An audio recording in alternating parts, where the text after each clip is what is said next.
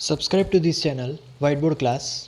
Hello friends, आप अपने doubts नीचे कमेंट्स में लिखिए। आपके सारे डाउट्स 7 आवर्स के अंदर सॉल्व कर दिए जाएंगे। इस वीडियो की नोट्स टेलीग्राम में है और टेलीग्राम की लिंक नीचे डिस्क्रिप्शन से मिल जाएगी। तो हमारा अगला टॉपिक है AC voltage applied to a series LCR circuit.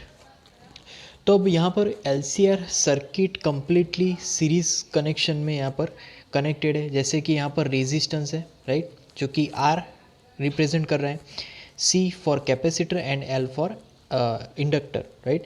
तो एल मतलब inductor, C for capacitor and capital R for resistance. तो इसीलिए हम लोग इसको बोलते हैं एलसीआर सीरीज। सीरीज में सब कनेक्टेड है, राइट। तो एलसीआर सीरीज कनेक्शन, राइट। और यहाँ पर जो एज अ आउटपुट सोर्स है, राइट, जो सोर्स वोल्टेज है, राइट, वो एज अ ई यहाँ पर सर्किट को अप्लाई कर रहे हैं। अब बेसिकली जो इक्वेशन है, इक्वेशन के फॉर्म में यहाँ पर अगर लिखे वोल्टेज, तो वोल्टेज की फॉर्मूला होगी V is equal to V M, मतलब कि maximum voltage into sine omega T, right. तो यहाँ पर जो भी वोल्टेज है वो साइन फंक्शन के हिसाब से चेंज होगा, right.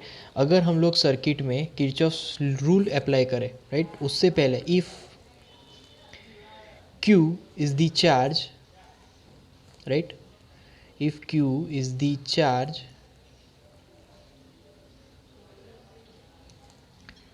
on the capacitor,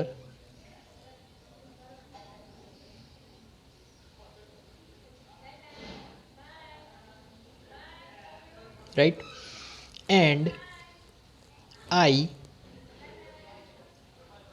the current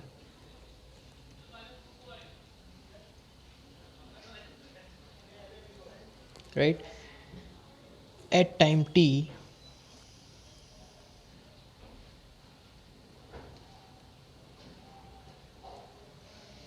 then we have as Kirchhoff's loop rule,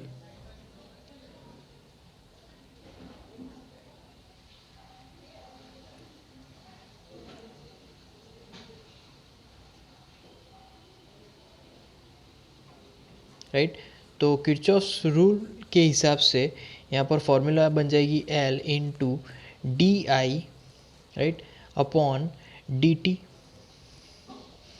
तो L into D I upon D T plus I into capital R, right, then plus charge upon capacitor, right, is equal to applied voltage V। तो इस तरीके से यहाँ पर हम लोग पूरी किरचॉफ्स रूल के हिसाब से जितना भी यहाँ पर वोल्टेज है वो हम लोग यहाँ पर लिख सकते हैं, राइट। अब यहाँ पर इंस्टेंटेनियस करंट की अगर बात करें तो इंस्टेंटेनियस करंट को फाइंड आउट करने के लिए हम लोग फेज़र टेक्निक का यूज़ करते हैं, राइट। तो यहाँ पर बेसिकली दो टेक्निक्स है, एक तो एनालिटिकल टेक्निक एंड दूसरी फेज़र टेक्निक। अब हम लोग देखेंगे फेज़र डायग्राम सॉल्यूशन।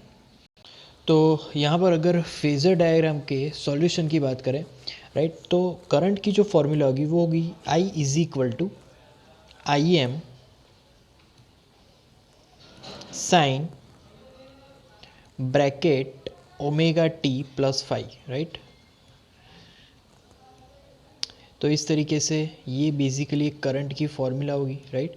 अब यहाँ पर जो अलग अलग कंपोनेंट, जैसे कि ये इंडक्टर का वोल्टेज कंपोनेंट है, ये इंडक्टर का, ये कैपेसिटर का वोल्टेज कंपोनेंट है, ये रेजिस्टेंस का वोल्टेज कंपोनेंट है, करंट की डायरेक्शन है, राइट। तो ये सारे वोल्टेज रिप्रेजेंट कर रहे हैं across inductor, across capacitor, across resistor, right. अब यहाँ पर वी आर और आई दोनों एक दूसरे के पैरेलल है, right, and V C, right, जो कैपेसिटर वोल्टेज है, it is pi by two behind current, right, it is pi by two behind current and V L is pi by two ahead of current. V L current से pi by to जितना आगे है और we C current से pi by to जितना पीछे है, right.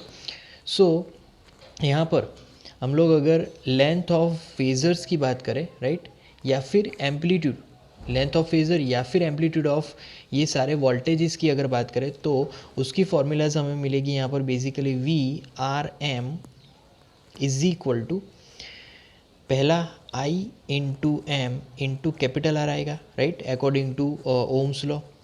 फिर V C M, right, maximum voltage in capacitor is equal to I M, right, into XC capacitive reactance. And third equation तो उसमें V L M maximum voltage of inductor is equal to, यहाँ पर आएगा formula I into M into X L inductive reactance आएगा, right.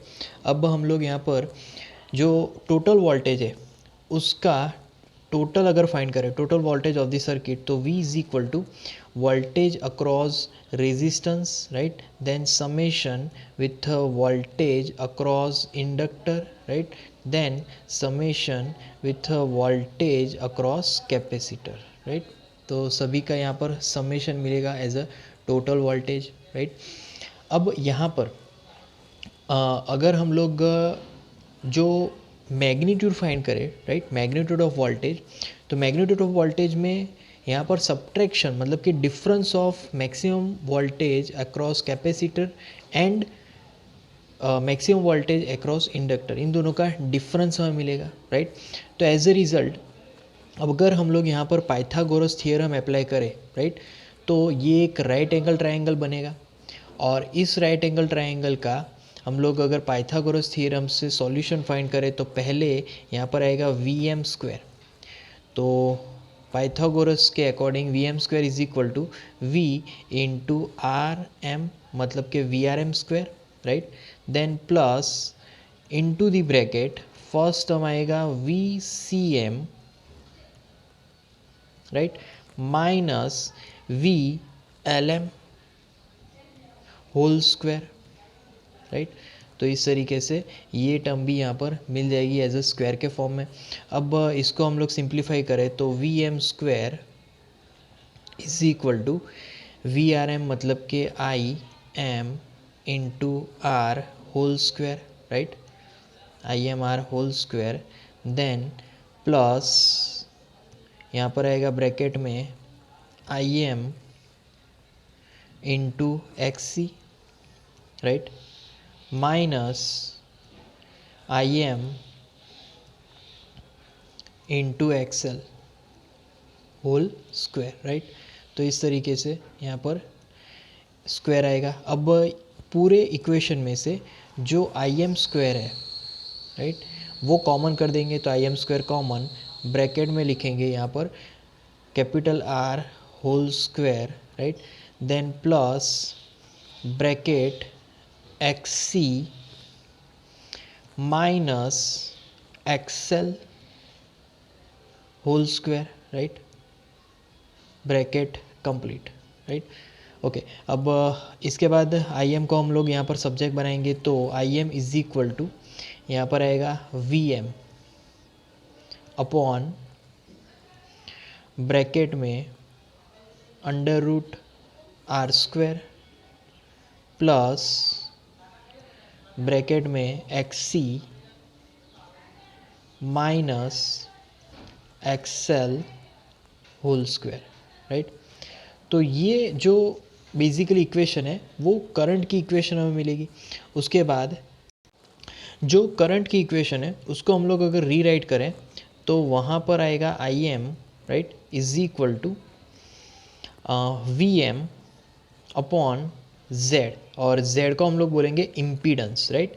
तो where Z is equal to under root of first term R square plus bracket x C minus x L whole square, right.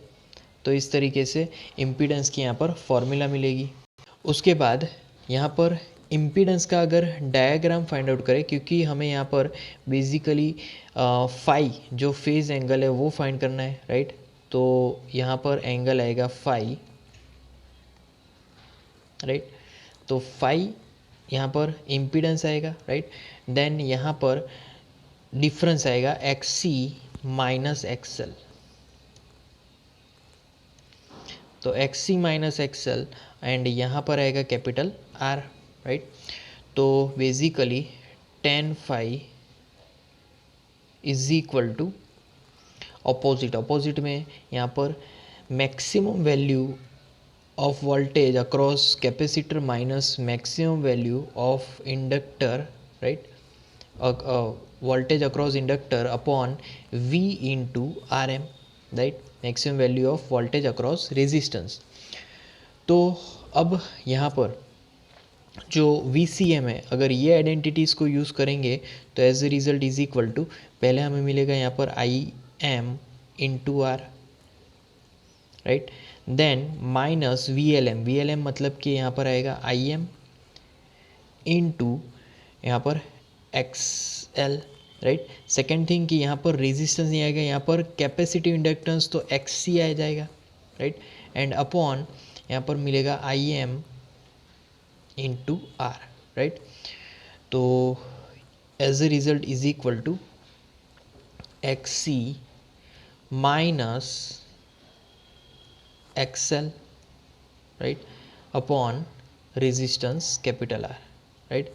तो ये 10 phi की formula हो जाएगी, XC minus XL upon R, right. अब ये जो diagram है उसको हम लोग इम्पीडेंस डायग्राम बोलेंगे, और यहाँ पर जो Z है, राइट, वो हमारा हाइपोटेनियस है, वो है हमारा इम्पीडेंस, राइट। ओके, अब जब इफ़ हम लोग अलग अलग केसेस की बात करेंगे कि if XC is greater than XL, right, if XC is greater than XN then phi is positive, right. तो अगर फाइव पॉजिटिव है, राइट, तो फाइव की वैल्यू जब पॉजिटिव होगी तो हम लोग यहाँ पर बोल सकते हैं कि सर्किट कैपेसिटिव है, राइट, क्योंकि सर्किट कैपेसिटर की वजह से, मतलब वहाँ पर सर्किट को कैपेसिटर लीड करेगा, right, and as a result current in the circuit leads the source voltage, right. यहाँ पर जो I है, राइट, वो लीड करेगा वोल्टेज को, I leads the voltage V। Okay, अब सेकंड केस अगर हम लोग एज्यूम करें, इस फॉर एग्जांपल इफ यहाँ पर लिखेंगे XC, right, less than XL, तो XL की वैल्यू यहाँ पर बिगर वैल्यू है, राइट, तो as a result phi is negative, phi की वैल्यू यहाँ पर नेगेटिव होगी, राइट। और फाई की वैल्यू अगर नेगेटिव होगी तो यहाँ पर हम लोग बोल सकते हैं कि I is behind V, right, I पीछे होगा V से, राइट। तो इस तरीके से हम लोग दो सिचुएशंस को यहाँ पर एज्यूम कर सकते हैं। अब यहाँ पर मैं एक डायग्राम ड्रॉ करूँगा जो कि XC ग्रेटर देन XL के लिए होगा, राइट। तो XC ग्रेटर देन XL के लिए यहाँ पर हम लोग बेसिकली डायग्राम ड्रॉ करेंगे। तो बेसिकली फर्स्ट फेजर डायग्राम होगा एंड जो सेकंड डायग्राम है, राइट, वो हम लोग हार्मोनिकली ड्रॉ करेंगे। तो जो फर्स्ट वोल्टेज वाला कर्व है वो तो एज़ यूजुअल मिनिमम से, मतलब कि ज़ीरो से स्टार्ट होगा क्योंकि वो साइन पे डिपेंडेंट है, राइट। तो यहाँ पर लिखेंगे V वोल्टेज, राइट। उसके बाद यहाँ पर जो वोल्टेज की जो पर्टिकुलर टाइम पे वैल्यू होगी उसकी अगर बात करें तो यहाँ पर इस तरीके से V मिलेगा, राइट। और अब हम लोग यहाँ पर करंट का ग्राफ ड्रॉ करेंगे, राइट। तो करंट का ग्राफ ड्रॉ करेंगे, उसमें इस तरीके से हमें वैल्यूज़ मिलेगी, और ये है बेसिकली करंट का ग्राफ I, राइट। ओके, अब पर्टिकुलर वैल्यूज़ यहाँ पर लिखें तो बेसिकली ये ओमेगा T1 वाली वैल्यू, तब हमें वोल्टेज इतना मिल रहा है, राइट। उसके बाद यहाँ पर पाई मिलेगा, राइट, देन ये हमारा 2 पाई है, राइट। तो बेसिकली ये जो एक्सिस हुई ये ओमेगा T हुई, राइट। और सिमिलरली जो करंट है उसका यहाँ पर ग्राफ ड्रॉ करेंगे तो ये हमारा I हुआ, राइट, करंट। करंट और वोल्टेज दोनों के बीच का जो फेज़ है, फेज़ डिफरेंस वो है 5 एंड वोल्टेज 2 जो टाइम एक्सिस है उसका यहाँ पर एंगल होगा ओमेगा T1, राइट। अब हम लोग यहाँ पर 5 की अगर बात करें तो यहाँ पर मैक्सिमम, राइट, जो वोल्टेज और करंट दोनों के बीच का जो मैक्सिमम वैल्यू है उसका डिफरेंस, राइट, दोनों कब मैक्सिमम मिल रहे हैं वो यहाँ पर 5 होगा, उसको हम लोग बोलेंगे phase, right, the angle between voltage and current phasors.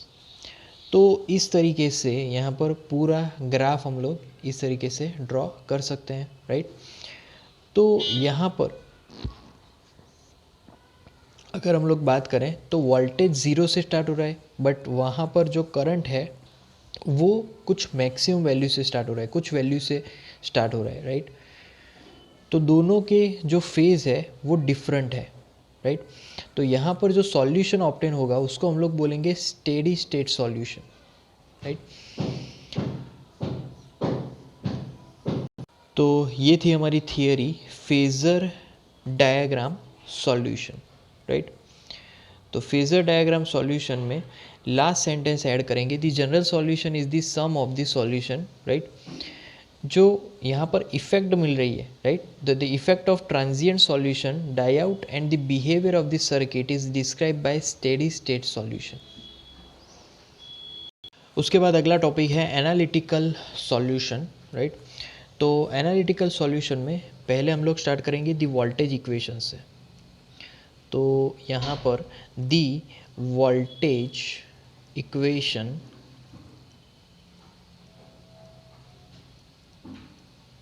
Right. तो दी वोल्टेज इक्वेशन में फर्स्ट इक्वेशन आएगा एलसीआर सीरीज सर्किट का, तो वो हो जाएगा a L d I upon D T. तो L into D i by D T plus resistant into current, right, plus charge upon capacitor is equal to total voltage V, right. और हमारा जो total voltage V है उसकी formula यहाँ पर होगी V M, मतलब कि maximum voltage sign omega T, right. तो ये मैक्सिमम वोल्टेज होगा Vm। अब एज वी नो यहाँ पर अगर I की बात करें करंट, तो करंट एक डेरिवेशन फॉर्मूला है, किसका डेरिवेशन है, तो चार्ज का डेरिवेशन है d q upon D T, right. Then उसके बाद अगर करंट का ही डेरिवेशन हम लोग फाइंड करें, मतलब कि डी आई अपॉन डी टी, तो D I upon D T is equal to 2 time derivation of charge, तो वहाँ पर आ जाएगा D two Q upon D T two, right. तो D two Q upon D T two इस तरीके से दूसरी फॉर्मूला आ जाएगी। अब ये दोनों रिजल्ट हम लोग हमारे मेन इक्वेशन में रखें, तो L into d two Q upon D T two, right. Then plus यहाँ पर आर इंटू आई, आई की यहाँ पर वैल्यू होगी D Q by D T, right. तो D Q by D T, then third term plus Q upon C, तो यहाँ पर आएगा Q upon C and as a result right hand side यहाँ पर मिलेगा V M sine omega T, right. तो इस तरीके से ये सॉल्यूशन मिलेगा। अब यहाँ पर जो इक्वेशन है, राइट, ये पूरा जो इक्वेशन हमें मिला ये एक फोर्थ इक्वेशन के फॉर्म में है, इसको हम लोग डैम ऑसिलेटर का फॉर्म भी बोल सकते हैं, राइट। तो इसका जो सॉल्यूशन है वो हम लोग एज्यूम करेंगे, राइट। तो लेट सॉल्यूशन बी, तो एज अ सॉल्यूशन यहाँ पर हमें क्या मिलेगा, Q is equal to q m sine omega, sine bracket omega into t, right, plus theta, right. ये कंप्लीट इक्वेशन होगी, ये कंप्लीट सॉल्यूशन होगा हमारा, राइट। अब इसका डेरिवेशन फाइंड करेंगे क्योंकि इसका डेरिवेशन फॉर्म हमारे मेन इक्वेशन में हमें रखना है। तो D Q by D T is equal to, again जो क्यू एम है वो कांस्टेंट टर्म है, तो यहाँ पर आ जाएगा क्यू एम, एंड साइन के ब्रैकेट में ओमेगा टी है तो ओमेगा भी यहाँ पर मल्टीप्लिकेशन आएगा, एंड साइन का यहाँ पर डेरिवेशन आएगा cos bracket omega into T plus phi, right. यहाँ पर थीटा है तो थीटा लिखेंगे प्लस थीटा। उसके बाद उसका अगेन डेरिवेशन, मतलब कि ये क्यू का हो गया 2 time derivation d two Q upon D T two, right. तो 2 टाइम डेरिवेशन में यहाँ पर अब हम लोग नेगेटिव लिखेंगे क्योंकि कॉस का डेरिवेशन माइनस साइन आएगा, q m again as it is, and cos का अगर डेरिवेशन करेंगे और कॉस के ब्रैकेट में अगर ओमेगा होगा तो यहाँ पर आएगा omega square, right, into cos bracket omega into t, right, plus 5, यहाँ पर थीटा आएगा। तो इस तरीके से ये कंप्लीट इक्वेशन होगा। अब यहाँ पर ये सारी की सारी वैल्यूज़ हम लोग मेन इक्वेशन में रख के इक्वेशन को यहाँ पर फॉर्म करेंगे। तो हमारा जो इक्वेशन यहाँ पर आ जाएगा तो वो हो जाएगा Q M omega common, right. Then bracket में यहाँ पर लिखेंगे R cos bracket omega T plus theta, right. ये कंप्लीट फॉर्मूला यहाँ पर आएगी, प्लस अगले टर्म में ब्रैकेट में एक्स सी minus XL, right, bracket complete. और यहाँ पर जो हार्मोनिक फंक्शन होगा वो होगा sine bracket omega into T plus theta, right, bracket complete. Then right hand side is equal to we M sine into omega into t, right. तो ये complete equation हो जाएगी, ये कंप्लीट इक्वेशन रेडी। अभी इस इक्वेशन को हम लोग सॉल्व करने के लिए पूरी इक्वेशन को z से मल्टीप्लाई करेंगे एंड z से डिवाइड करेंगे। तो यहाँ पर उससे पहले कुछ रिलेशन हम लोग यहाँ पर यूज़ करने वाले हैं, राइट। इस फॉर एग्जांपल यहाँ पर पहले हम लोग फर्स्ट रिलेशन मतलब कि एक्स सी, तो x c is equal to यहाँ पर लिखेंगे 1 अपॉन ओमेगा सी, राइट, क्योंकि कैपेसिटिव रिएक्टेंस की यहाँ पर फॉर्मूला होगी 1 अपॉन ओमेगा सी। देन उसके बाद एक्सएल यूज़ करेंगे, तो एक्सएल मतलब कि इंडक्टिव रिएक्टेंस की फॉर्मूला होगी ओमेगा इंटू एल, राइट। ये इंडक्टिव रिएक्टेंस होगा। और जो इम्पीडेंस की फॉर्मूला हम लोग यहाँ पर लर्न कर चुके हैं, तो impedance z is equal to under root, यहाँ पर फॉर्मूला होगी r square, right, plus bracket x सी minus x L whole square, right. तो इस तरीके से ये तीनों इक्वेशन हम लोग हमारी जो नई इक्वेशन है उसमें पुट करने वाले हैं। तो Q into m, right, q M omega z, z से हमने मल्टीप्लाई किया है पूरी इक्वेशन को, और अब ब्रैकेट के अंदर उसको डिवाइड करेंगे तो आर अपॉन जेड आ जाएगा, right, r upon z cos bracket यहाँ पर आएगा ओमेगा टी प्लस 5, यहाँ पर है थीटा तो थीटा लिखेंगे, राइट। उसके बाद सेकेंड टर्म, तो सेकेंड टर्म में यहाँ पर bracket x C minus XL, right, X C minus XL bracket complete upon Z and into यहाँ पर आएगा sine bracket omega T plus theta, right. तो इस तरीके से ये साइन फंक्शन होगा। Then bracket complete and is equal to यहाँ पर आएगा we M sine omega T, right. तो we M into sine omega T, इस तरीके से ये कंप्लीट इक्वेशन आएगी। अब यहाँ पर जो जो टर्म्स हैं वो लिखेंगे, जैसे कि आर अपॉन जेड, तो आर अपॉन जेड वो टर्म है बेसिकली कॉस फाई, जैसे कि हम लोग आगे फेजर डायग्राम पढ़ चुके हैं उसमें से cos phi is equal to R upon Z होगा, राइट, कॉमा एक्स सी minus XL, right, upon Z, और ये हमारा फंक्शन है साइन फाई, राइट। तो साइन फाई इसकी इक्वेशन हो गई। एंड एट लास्ट जो बेसिकली 5 इक्वेशन है, 5 मतलब के फेज, तो वो हो जाएगी 10 इनवर्स ब्रैकेट एक्स सी माइनस एक्सएल अपॉन, यहाँ पर आ जाएगा कैपिटल आर। तो ये फेज की इक्वेशन हो गई, 5 = 10 inverse x C minus xl upon are.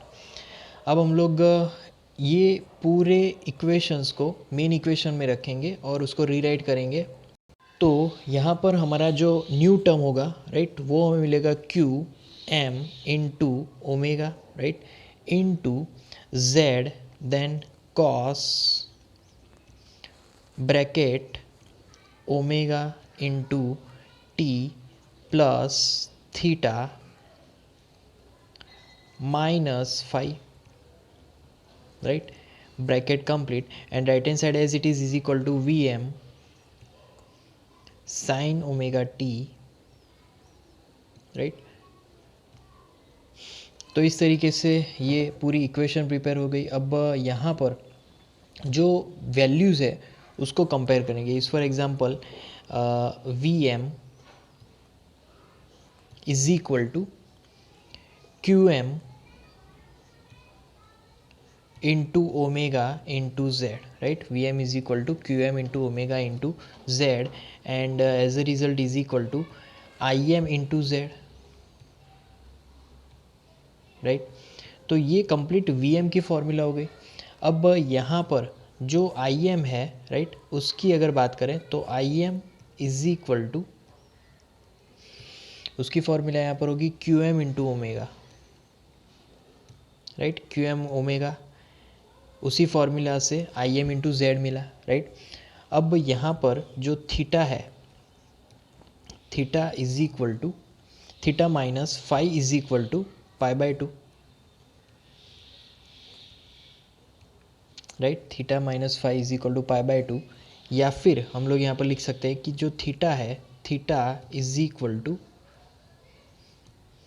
उसको सब्जेक्ट बनाएंगे तो यहाँ पर हमें मिलेगा π/2, राइट, प्लस फाई, राइट। तो ये पूरी थीटा की फॉर्मूला हो गई।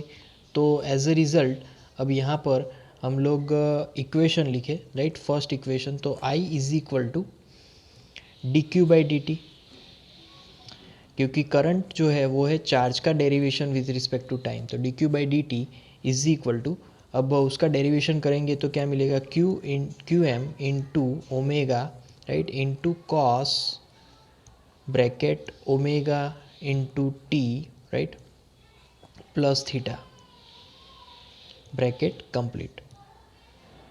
सो एज ए रिज़ल्ट इसको अगर हम लोग सॉल्व करें तो आई एम यहाँ पर आएगा cos bracket omega into T plus theta, right.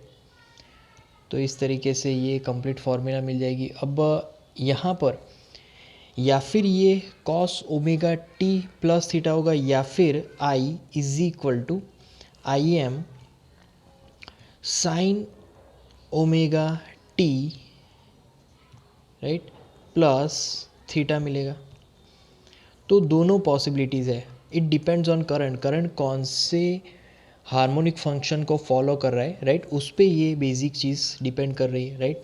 अब उसके बाद यहाँ पर हम लोग इक्वेशन लिखें जैसे कि आई एम, राइट, तो आई एम का यहाँ पर फॉर्म लिखेंगे ओम के फॉर्म में, तो वी एम अपॉन जेड, तो वी एम अपॉन जेड के फॉर्म में यहाँ पर आ जाएगा वी एम अपॉन इम्पीडेंस, और इम्पीडेंस की यहाँ पर फॉर्मूला होगी √r², right, plus bracket x C minus XL, right, whole square.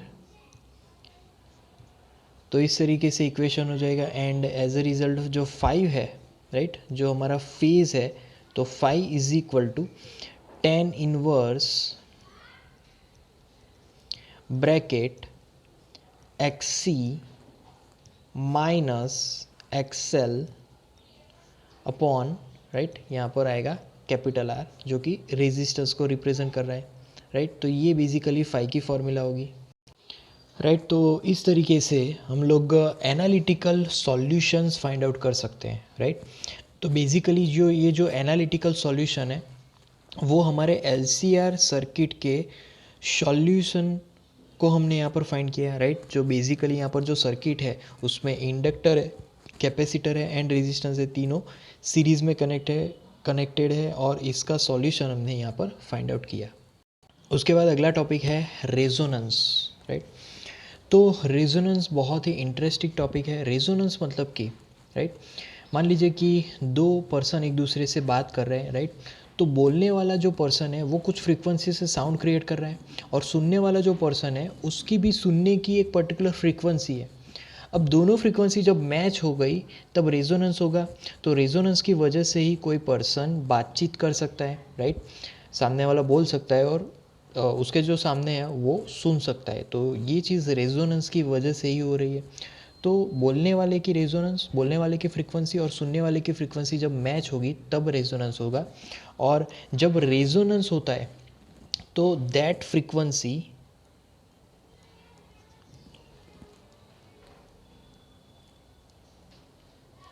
Is called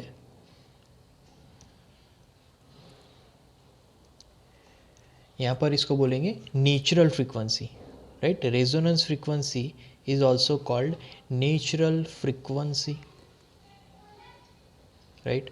okay, अब यहाँ पर हम लोग करंट के फॉर्म में इक्वेशन लिखे, राइट। इस फॉर एग्जांपल आई एम, तो I am is equal to V M, मतलब कि मैक्सिमम वोल्टेज अपॉन इम्पीडेंस, तो V M upon z, right. तो इज इक्वल टू यहाँ पर इक्वेशन आएगा वी एम अपॉन इम्पीडेंस की फॉर्मूला है under root are square, right, plus bracket x C minus XL whole square, right. तो इस तरीके से मैक्सिमम करंट की ये फॉर्मूला हो गई। अब यहाँ पर हम लोग जानते हैं कि जो एक्सी है, capacitive reactance, is equal to 1 upon omega c, right.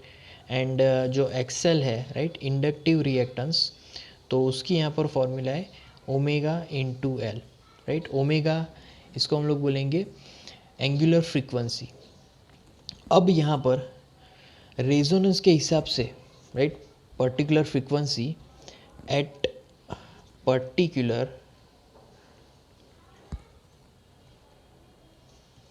Omega o frequency xc, मतलब कि capacitive reactance is equal to inductive reactance. तो पर्टिकुलर फ्रीक्वेंसी पे दोनों ही सेम होंगे, राइट। जब दोनों सेम होंगे तब इम्पीडेंस की यहाँ पर फॉर्मूला अगर लिखें तो यहाँ पर फॉर्मूला बन जाएगी R square, right, into the bracket into the bracket x C minus, यहाँ पर हम लोग again X C whole square लिख सकते हैं, राइट। एक्स सी minus X C whole square, क्योंकि एक्स सी और एक्सएल दोनों ही सेम है तो यहाँ पर as a result R square plus zero, right. तो R square plus zero is equal to, अब इसको अगर हम लोग यहाँ पर लिखे, राइट, तो is equal to under root are square. अब अंडर रूट एंड स्क्वायर, तो यहाँ पर सिर्फ आर बचेगा, तो हमारा इम्पीडेंस ही खुद रेजिस्टेंस है, राइट। और इस फ्रीक्वेंसी को हम लोग बोलेंगे resonant frequency.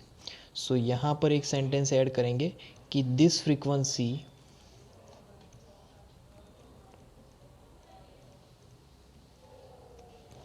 Is called resonant frequency, right. इसको हम लोग रेजोनेंट फ्रीक्वेंसी बोलेंगे। अब इसका यहाँ पर सॉल्यूशन अगर लिखे तो यहाँ पर x C, right, and xl दोनों ही सेम है, तो x c is equal to xl, right, both are same. तो इसका अगर सॉल्यूशन लिखे तो omega o, right, l is equal to 1 upon omega o into c, right. तो सॉल्यूशन में आएगा ओमेगा ओ सब्जेक्ट, तो omega O is equal to, यहाँ पर omega o square is equal to 1/L into c, right.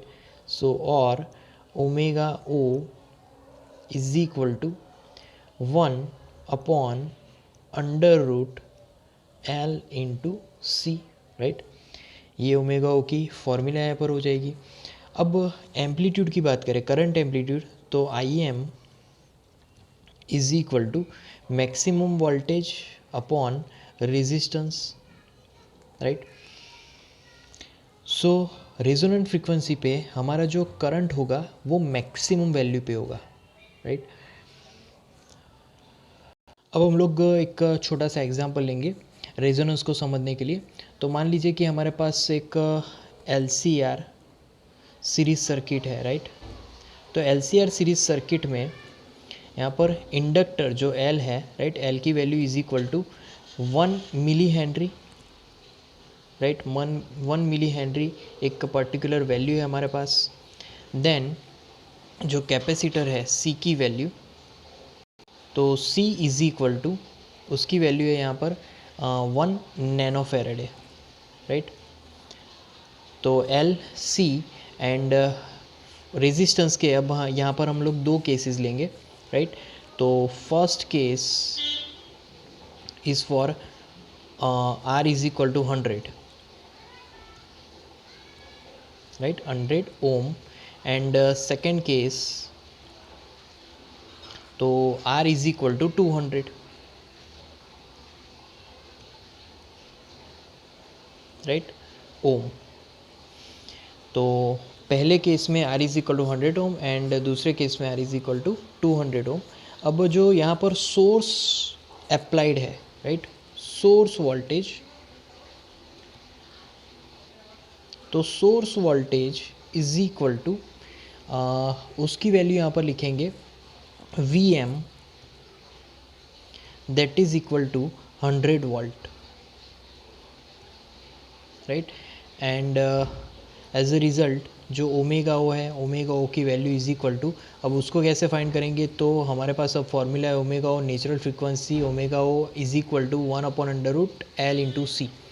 तो वो value हमें मिलेगी 1, मतलब के 10⁻, यहाँ पर आएगा 6 रेडियन पर सेकेंड, राइट। डायरेक्ट हम लोग लिखेंगे रेडियन पर सेकेंड, 10⁻6 रेडियन पर सेकेंड। अब यहाँ पर उसका ग्राफिकल रिप्रेजेंटेशन अगर करें तो इस तरीके से ये जो पीक वैल्यू है जहाँ पर हमें मैक्सिमम वैल्यू मिल रही है, राइट, IM मैक्सिमम करंट की, तो वो हमारा फर्स्ट ग्राफ है।